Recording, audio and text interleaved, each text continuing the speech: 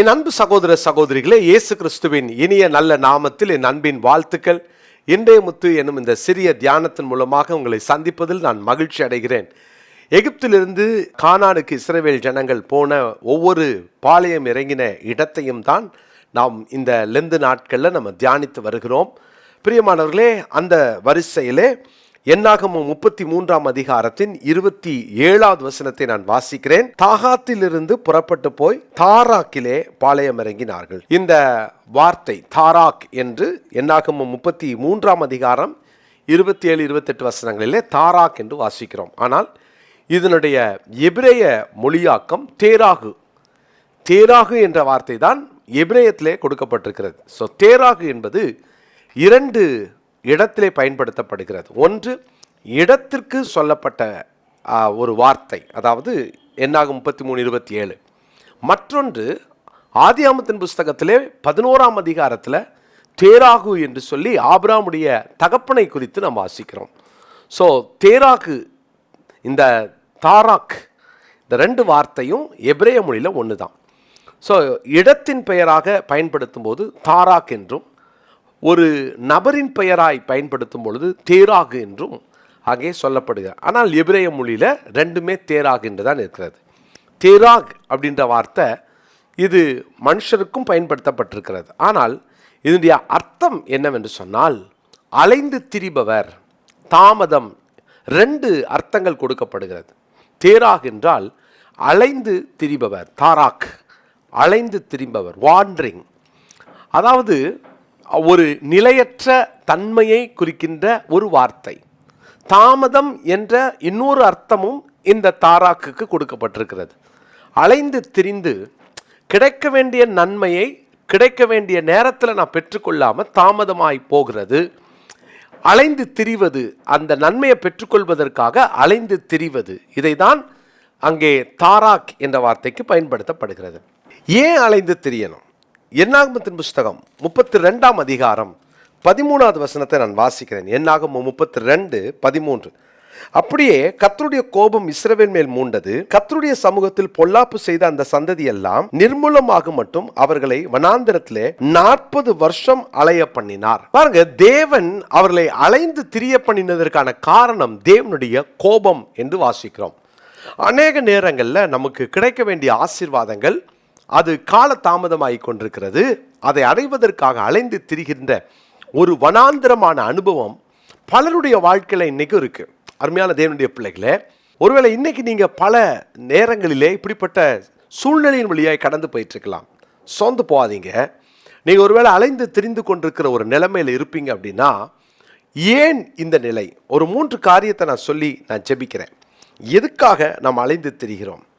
நாம் அலைந்து திரிவதனுடைய அர்த்தம் என்ன? முதலாவதாக 1 ராஜாக்களின் புஸ்தகம் 18:21 நான் வாசிக்கிறேன். அப்பொழுது எலியா சகல ஜனத்தண்டைக்கும் வந்து, நீங்கள் எந்த மட்டும் 2 நினைவுகளால் குந்தி குந்தி நடப்பீர்கள். கர்த்தர் தெய்வமானால் அவரை பின்பற்றுங்கள், பாகால் தெய்வமானால் அவனை பின்பற்றுங்கள் என்றான். ஜனங்கள் பிரதியுத்தரமாக அவனுக்கு ஒன்றும் சொல்லவில்லை. எலியா சொல்லுகிறார், எந்த அளவு நீங்கள் 2 நினைவுகளால் குந்தி குந்தி நடப்பீர்கள்? இன்னொரு வார்த்தையை நான் உங்களுக்கு சொல்லுகிறேன். யோசுவாவின் புஸ்தகம் 18ஆம் அதிகாரத்தின் 3வது வசனம். யோசுவா 18ஆம் அதிகாரம் 3வது வசனம். ஆகையால் யோசுவா இஸ்ரவேல் புத்திரரை நோக்கி, உங்கள் பிதாக்களின் தேவனாகிய கர்த்தர் உங்களுக்கு கொடுத்த தேசத்தை சுதந்திரித்துக் கொள்ள போகிறதற்கு நீங்கள் எந்த மட்டும் அசதியாய் இருப்பீர்கள்? பாருங்க, இந்த ஜனங்களுக்குள்ள இருக்கிற அசதி ஒரு ஆவிக்குரிய மந்த நிலை என்று சொல்லலாம். 40 நாள்ல போய் கானான் அடைய வேண்டிய இஸ்ரவேல் ஜனங்கள் 40 வருஷமா சுத்திக்கிட்டு இருக்கிறதுக்கு என்ன காரணம் தெரியுமா? ஆவிக்குரிய தேக்க நிலை அல்லது ஆவிக்குரிய மந்த நிலை. ஒரு மனுஷனுடைய வாழ்க்கையில, இந்த ஸ்பிரிச்சுவல் லைஃப்ல, இந்த ஆன்மீக வாழ்க்கையில ஒரு மந்த நிலை. பைபிள் படிக்க ஆசை, ஆனா படிக்க முடியல. ஜெபம் பண்ண ஆசை, ஆனா ஜெபிக்க முடியல. அப்புறம் பார்த்துக்கலாம் அப்படின்னு சொல்லிட்டு கால தாமதப்படுத்துவது. இப்படிப்பட்ட ஒரு சூழ்நிலை, ஆவிக்குரிய மந்த நிலை யாருக்கு இருக்குதோ அவங்க தேவனுடைய ஆசீர்வாதத்தை பூரணமா பெற முடியாம அது அவர்களை விட்டு போய்கிட்டே இருக்கும். அவங்களால அதை அடைய முடியாத ஒரு நிலைமைக்கு அவர்கள் தள்ளப்படுகிறார்கள். பிரியமானவர்களே, உங்க ஆவிக்குரிய வாழ்க்கையில் ஒரு எழுப்புதல் தேவை.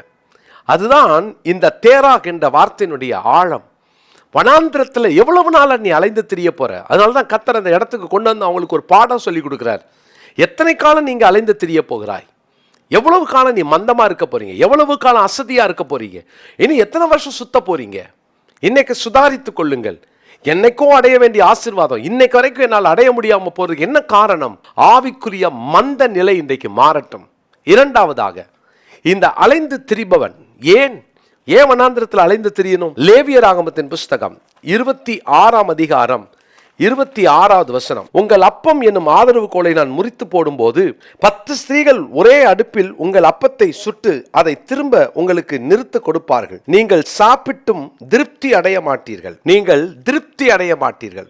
முக்கியமான வார்த்தை. இஸ்ரவேல் ஜனங்கள் வனாந்திரத்தில் அலைந்து திரிந்ததற்கு காரணம், ஒன்று ஆவிக்குரிய வாழ்க்கையின் மந்த நிலை, இரண்டாவது அவர்கள் திருப்தியற்ற ஒரு நிலையில் இருந்தார்கள். இதுதான் அவர்களுடைய பிரச்சனையே, திருப்தியற்ற நிலை. என்ன கர்த்தர் கொடுத்தாலும் அதுக்கு ஏதாவது ஒன்று பேசிக்கிட்டே இருந்தாங்க, அதுக்கு ஏதாவது ஒரு எதிர்ப்பை தெரிவித்து அதுக்கு ஏதாவது ஒரு குற்றம் சாட்டிக்கிட்டே இருந்தாங்க. தூதர்களின் உணவாகிய மன்னாவை கொடுத்தும் அவர்கள் சலிப்புண்டாயிற்று என்று வாசிக்கிறோம். சலித்து போனார்களாம். யோசித்து பாருங்களேன். அப்போ என்னதான் ஆசீர்வாதத்தை கொடுத்தாலும் திருப்தி இல்லைன்னு வச்சுக்கோங்க, வனாந்திரம் தான். அதில் அலைந்து திரியதான் செய்வார்கள். தேவன் கொடுத்ததுல திருப்தி காண்கிற எந்த ஒரு மனுஷனும் உண்மையா அவன் தான் ஆண்டவருக்கு நன்றி சொல்ல முடியும். அவங்களால தான் கர்த்தரை ஸ்தோத்திரம் பண்ண முடியும். எத்தனை காலம் கர்த்தரை இப்படி துதிச்சிருக்கோம், ஸ்தோத்திரம் பண்ணியிருக்கிறோம். யோசித்து பாருங்க. சங்கீதங்களின் புஸ்தகம் 37ஆம் சங்கீதம் 19வது வசனம். அவர்கள் ஆபத்து காலத்திலே வெட்கப்பட்டு போகாதிருந்து பஞ்ச காலத்திலே திருப்தி அடைவார்கள். இதுதான் தேவன் நமக்கு கொடுக்கிற ஆசீர்வாதம். பஞ்ச காலத்திலே திருப்தி இருக்குதா?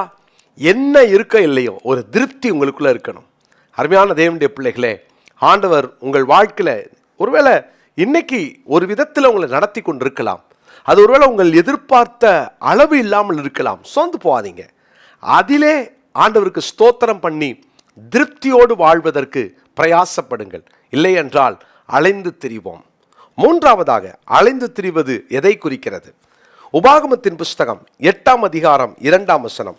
உபாகமம் 8ஆம் அதிகாரம் 2ஆம் வசனம். உன் தேவனாகிய கர்த்தர் உன்னை சிறுமைப்படுத்தும் படிக்கும் தம்முடைய கட்டளைகளை நீ கைக்கொள்வாயோ கைக்கொள்ள மாட்டாயோ என்று அவர் உன்னை சோதித்து உன் இருதயத்தில் உள்ளதை நீ அறியும்படிக்கு உன்னை இந்த 40 வருஷம் அளவும் வனாந்திரத்திலே நடத்தி வந்த எல்லா வழியையும் நினைப்பாயாக.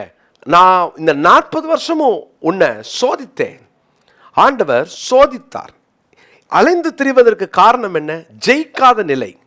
ஒன்று ஆவிக்குரிய வாழ்க்கையின் மந்த நிலை, 2 திருப்தியற்ற நிலை, 3 அந்த சோதனையிலே ஜெயிக்காத நிலை. ஒவ்வொரு காலகட்டங்களிலும் சூழ்நிலைகளிலும் கர்த்தர் அவர்களுக்கு சில டெஸ்ட்டை வைக்கிறார். அந்த டெஸ்ட்ல உதாரணமா சொல்றேனே, ஒரு குறிப்பிட்ட வகுப்புல பரீட்சை எழுதி அந்த மாணவன் பாஸ் ஆகலைன்னா அவன் அதே வகுப்புல இருக்கணும். பாஸ் ஆனதான் அடுத்த நிலைமைக்கு போக முடியும். ஏன் திரும்ப திரும்ப வனாந்திரத்தில் சுற்றி திரியணும்? ஏன் வனாந்திரத்தில் அலைந்து திரியணும்? இந்த தாராக்குக்கு என்ன காரணம்? ஆண்டவர் இங்க ஒரு முக்கியமான காரியத்தை சொல்லித்தராரு. உன்னை நான் சோதித்தேன். அப்போ சோதனையில ஜெயிச்சாதானே மேல் படிக்கு போக முடியும், கிரீடம் சூட்டப்பட முடியும். தேவன் சோதனையில ஜெயிக்கிறதற்கு உதவி செய்கிறார். அவர் தாமே சோதிக்கப்பட்டு பாடுபட்டதுனாலே சோதிக்கப்படுகிறவர்களுக்கு உதவி செய்ய அவர் வல்லவராய் இருக்கிறார். ஆனால் எத்தனை நேரம் நம்ம பாஸ் ஆகாமே அடுத்த லெவலுக்கு போகணும்னு ஆசைப்படுறோம்? என்னைக்கு நம்ம ஜெயிக்க போகிறோம்? ஒவ்வொரு நாளும் உங்கள் வாழ்க்கையில சோதனைகள் உண்டு. ஆனால் அதுல வீழ்ச்சி அடையவோ தோற்று போவதோ தேவ சித்தம் இல்லை. நீங்கள் ஜெயிப்பது தான் தேவ சித்தம். பிரியமானவர்களே, சோதனையில திரும்ப திரும்ப அதே இடத்துல கடந்து நீங்க போராடி தோற்று போய் இதுக்கு மேல வேண்டாம், வனாந்திரத்திலே செத்துடலாம் அப்படின்ற ஒரு நிலைமைக்கு வந்திருக்கலாம். ஆனா இன்னைக்கு ஆண்டவர் நம்மை தட்டி எழுப்புகிறார். சோதனையில ஜெயிக்க தேவன் கிருபை தருவாராக. திருப்தியான ஒரு நிலைக்குள் கர்த்தர் நம்மளை கொண்டு வருவாராக. ஆவிக்குரிய மந்த நிலைமையை மாற்றி நான் போய் சுதந்திரிக்க போகிறேன் என்ற அந்த ஒரு உற்சாகத்தின் ஆவியை கர்த்தர் நமக்கு தருவாராக. இந்த நாளுக்குரிய மனப்பாட வசனம் சங்கீதங்களின் புஸ்தகம் 90ஆம் சங்கீதம் 14வது வசனம். சங்கீதம் 90ஆம் சங்கீதம் 14வது வசனம். நாங்கள் எங்கள் வாழ்நாளெல்லாம் களி கூர்ந்து மகிழும்படி காலையிலே எங்களை உமது கிருபையால் திருப்தியாக்கும். சங்கீதம் 90:14. ஜோமல்லாமா. நல்ல தகப்பனே, ஆண்டவரே, இந்த நாளிலே இந்த தாராக் எதை குறிக்கிறது என்பதை நாங்கள் தியானிக்க எங்களுக்கு கிருபை தந்தீர். உமக்கு ஸ்தோத்திரம். திருப்தியற்ற ஒரு வாழ்க்கை வாழ்ந்த நாட்கள் போதும் ஆண்டவரே. நாங்கள் ஆவிக்குரிய வாழ்வில் மந்த நிலையில் இருந்தது போதும். இனி ஒவ்வொரு நாளும் ஆண்டவரே உம்மை பற்றி கொண்டு சோதனையிலே ஜெயித்து முன்னேற கிருபை தாரும். இயேசுவின் நாமத்தில் ஜெபிக்கிறோம் பிதாவே, ஆமென்.